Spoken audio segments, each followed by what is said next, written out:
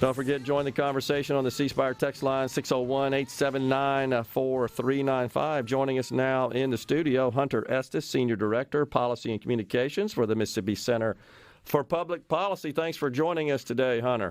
Thanks for having me, Gerard. Excited to be here. Great. And Happy New Year to you as well. Wanted to extend that. We got the speaker who was in earlier, as you probably are aware, and he's headed down to the Capitol right now to gavel in and start the session. And I know this is a busy time of year for Mississippi Center for Public Policy, as it is for us here at SuperTalk. But wanted to ask you, first of all, about this legislative tracker tool that your organization has. Tell us about that and how one can get to it. Yeah, it's exciting. So on our website, we have the legislative tracker, and it's not the focus of it is transparency. We think the best thing you can do is shed light on the process. Let folks take an active look into the Capitol. Their legislators have made them a lot of promises, over the course of campaigning and everything. So let them see what they're actually doing. What are they voting on? Are they actually fulfilling those promises? So the tracker, pretty easy. It outlines all of the bills and everything that moves. We track that and showcase what's moving through committee, what's not moving through committee. And we offer a little bit of analysis and with that give a red light or a green light and say, okay, does this advance liberty or does this contract liberty? What will this do? How will this impact you? A lot of these bills are 20 pages of jargon that I could sit down for 5 hours and it won't make sense at the end of the day, even to a scholar, And so we try to boil it down, make it digestible for folks. I got you. Well, that's good. So because it's a lot to read, we drop 3,000 or so bills a session. That's right. Many of those, of course, never see the light of day on the floor. Mm-hmm. Don't get out of committee, but nonetheless, it's kind of interesting and valuable to keep up with where our legislators' heads are. Exactly, and what definitely. they're thinking about. It's cool. We're calling it, the whole program. We're calling it Under the Dome, trying to, make it just a little bit more accessible for, the average Joe down on the coast or anywhere else in Mississippi who aren't in Jackson hearing about it every day. We're talking about it every day, but for folks that are just trying to live their life, and they can pay attention and keep tabs on what their legislators are doing too. Sure. Make it easy for them. So what I know you guys published a report not so long ago. You call it your Freedom Agenda 2022, list of 12 reforms that the Mississippi Center for Public Policy is advocating for and promoting. Which one of those you want to talk about to start with? I've read them and in general I think agree. I don't know that there are any with which I disagree. Let's talk about schools and education. Of course, that consumes over half of our general fund budget. Yeah. But something that I have been an advocate for some time, as I think you guys are listing here in your Freedom Agenda, is open school enrollment and increasing the number of charter schools. That's right. And so we came up with 5 areas that we kind of broke down the Freedom Agenda in general into. Economic liberty, education, healthcare, tech and innovation, and then critical race theory. Mm-hmm. And each one of them, some are very niche issues that we think would just marginally kind of advance freedom a little bit and do a little bit of good, and some are more sweeping. On the education front, the overall approach is that especially over the last 2 years, over the course of COVID, we've seen what we really need is greater flexibility. It's horrendous what has happened to our students. Many have had a drop in their overall education experience in terms of their capacities compared to other students, but keeping schools open and having the ability to actually be back in the classroom is a really positive step. Yeah. What we think, when it comes to the open enrollment bill and legislation that we'll be supporting, the idea is that students should be able to say, and families should be able to say, well, this school isn't meeting the needs of my student. And so there's another school right down the road that, for some reason, the way it was districted, our road is one off, but that doesn't make much sense. Why should that stop the student from going to the school that's best for them? And so if that school is willing to take them in and offer them an educational experience, then why are we not allowing for the natural market approach that would drive competition, allow for schools to be better, and meet the needs of the students first? I think the overall principle is the idea that it should be built around what's best for the student. The money should follow the student. It should follow the family. If a kid has individual needs that are different, then we shouldn't treat them all as cogs in a giant machine, just trying to meet testing standards and get more money for an individual school. Because at the end of the day, it's not about fill in the blank type of education experience, be it private or charter or public. It's about just letting every kid have the pathway that best meets their own individual education needs. So in this scenario, then, would a family be able to send their kid, enroll their kid in any school outside of their district of their choosing? Is that your idea there? That's right. The idea is that it would open up as long as there's capacity within the school. This isn't putting overall a burden if a school doesn't even have the capacity to take on a new student. But if there's capacity, school's willing to take them, then we don't see a reason why that student should be allowed to go to that school if it's going to better meet the needs of the family. And this doesn't place an onerous burden on public transportation or anything as well. Legislation that we support would leave it up for the family. If they want to be able to get there, then they have to find the way to get there. Not some massive need in funding on that element. But if they're able to do it, then why not? Yeah.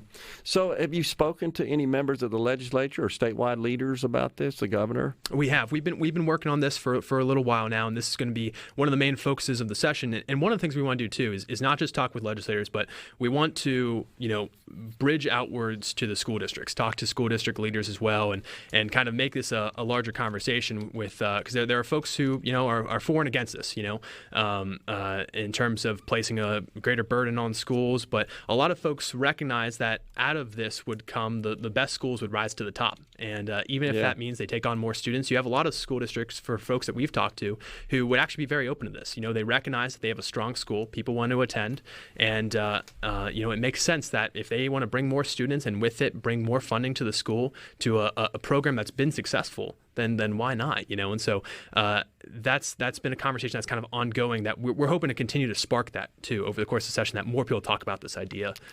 The auditor wrote a report and conducted a study where he analyzed administrative costs relative or versus those costs directly funding classroom activity. And it was astonishing how much overhead there is and how much money goes so-called outside of the classroom. Yeah. It looks like we're sort of top-heavy in that respect. And so that's one of your initiatives as well. Yes, sir. We're supportive of legislation that would cap administrative spending. I was just rereading the auditor's report from 2019. It was a wonderful report, and I think not enough folks knew about it or know about the continuing implications, especially as we continue to throw money into this funnel, this larger. We want to be supportive of education, but what does that mean? And you look at the statistics there, and Mississippi is towards the bottom when it comes to Southern in-classroom spending. Money that actually directly targets the students and helps them out. But then when you look at the administrative side, we're number 2 in the entire southern region for outside the classroom spending. And the only person ahead of us is Washington, D.C., which in my opinion isn't exactly the South, but for the case of the statistics, it's lumped in as part of the southern region. And so it's pretty remarkable to me that the only state that in that southern region that beats Mississippi for administrative spending is Washington, D.C., not exactly a model for education in the country. Yeah. And I think you can look no further than the Department of Ed itself, which seems to be somewhat bloated. When you look at the org chart there, there just seems to be a lot of folks. It's kind of wide and sort of flat, but there are a lot of folks that are superintendents of various functional areas, and they're fairly highly compensated. Honestly, I'm not sure if those are needed or not, but it certainly at first glance, when you look at that org chart, seems bloated. It at least raises some questions. Yeah. You have to ask. Everyone's supportive. Okay, we want to invest in education. We want to help out these students, but as Ronald Reagan said, somewhere along the way there seems to be some overhead, and that's especially true here when it comes to education funding. I saw another stat that suggested over the last 10 years overall, there's been about 10%, a little over 10% percentage rate drop in students in terms of Mississippi classrooms across in public schools. Yeah. There's about a 3 to 4% drop, I think, in teachers too.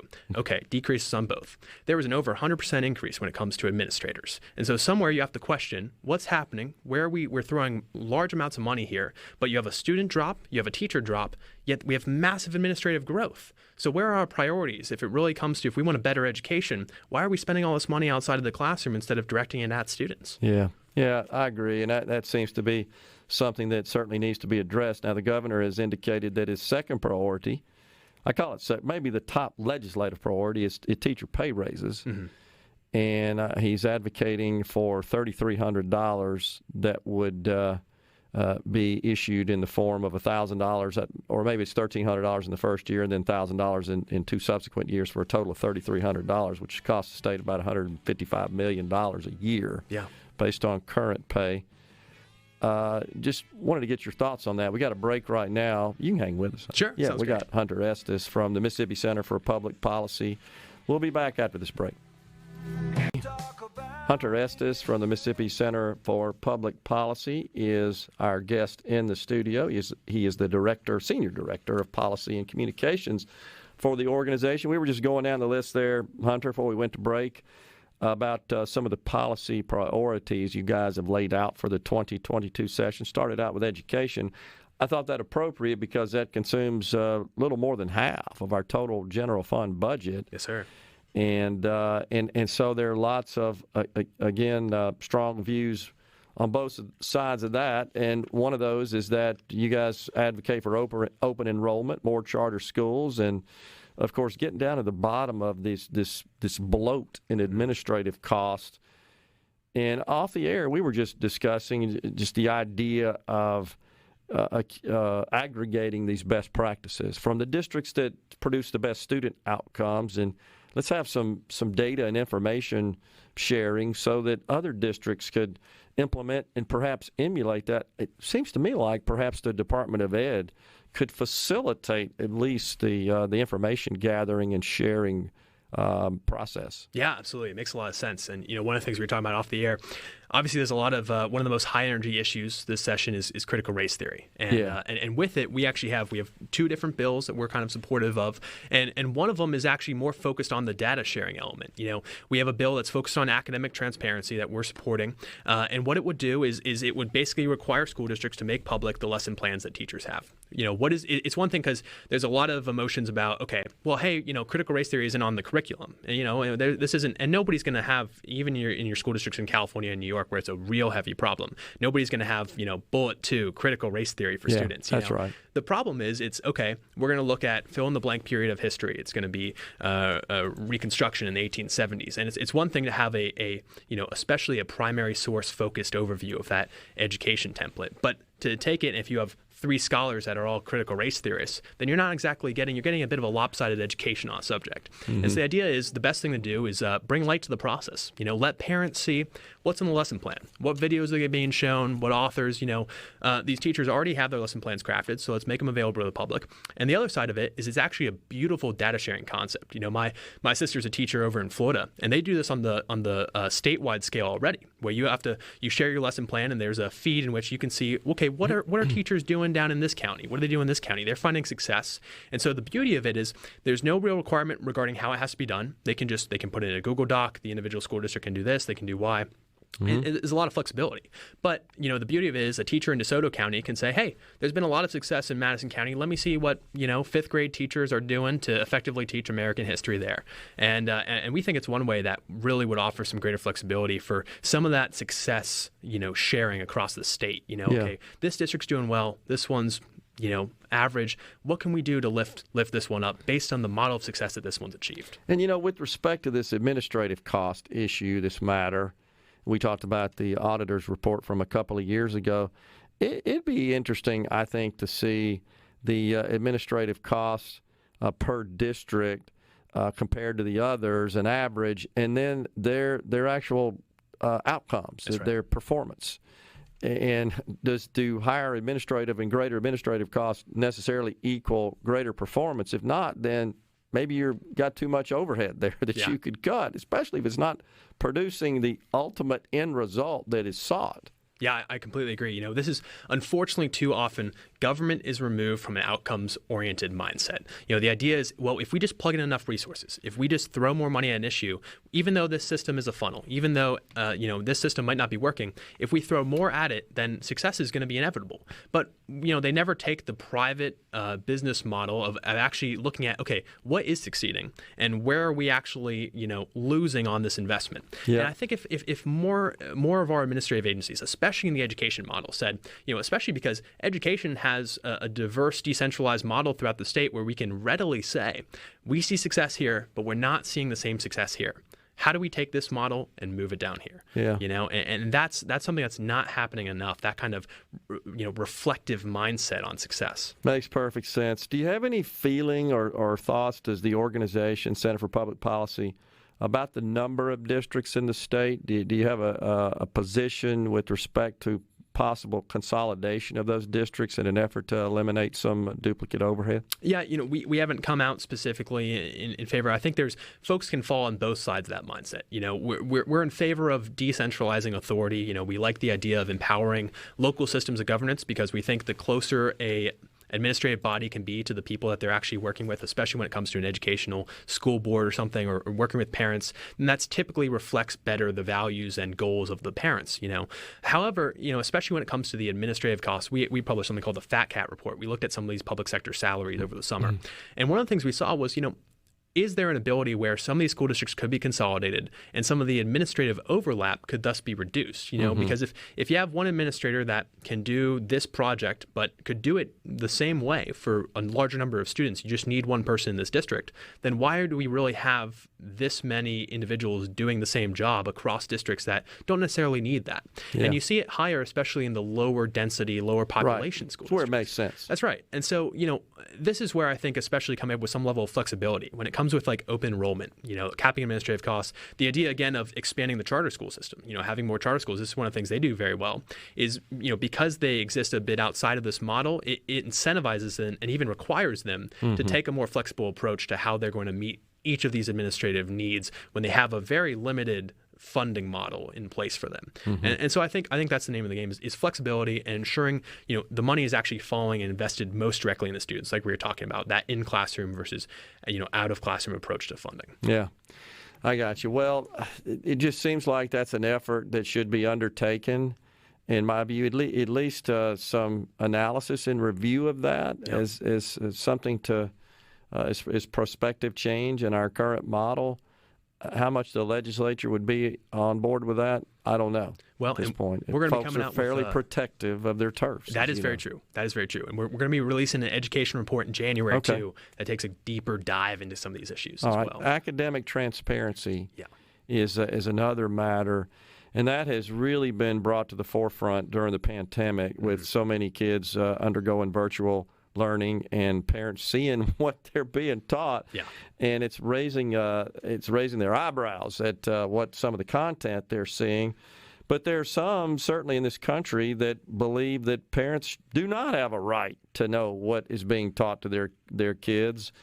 And but transparency seems to be pretty important, especially since they're paying for it. You ought to know what you're paying for. Well, and you hit the nail on the head. It's remarkable to me that there are some folks in the system that think parents don't have a right to see what their own kids are actually learning. They see the government as a nanny state. The government is going to take care of your every need, and in so doing, it will also shepherd you into the right beliefs. And parents are really removed from this process. They don't need to know what's going on here, and that can be further from the truth.